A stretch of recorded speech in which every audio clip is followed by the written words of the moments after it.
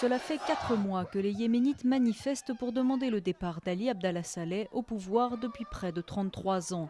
4 mois durant lesquels une grande partie de l'économie yéménite s'est tout simplement arrêtée. Il n'y a pas de travail. La plupart des employés ont rejoint les manifestants, que ce soit dans la capitale ou en province.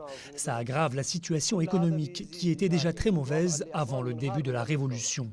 40% de la population du Yémen vit avec moins de 2 dollars par jour. C'est en partie cette pauvreté qui a mené les Yéménites dans la rue. D'autant plus que des richesses, le pays en a, surtout une, le pétrole. À lui seul, il rapporte à l'État les 3/4 de son budget et représente 90% des exportations. Mi-mai, le pays a dû suspendre sa production, plongeant un peu plus le Yémen dans la crise. Pour cet économiste, un geste politique suffirait pourtant à éviter la catastrophe. Si le président acceptait de signer l'accord avec le groupe des pays du Golfe, ces derniers donneraient immédiatement leur soutien pour faire repartir l'économie du Yémen.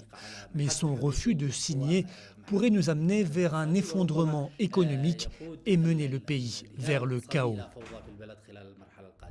Et le chaos a déjà débuté. Depuis lundi, 68 personnes sont mortes dans des affrontements qui opposent les partisans du plus puissant chef tribal du pays et ceux du président Saleh.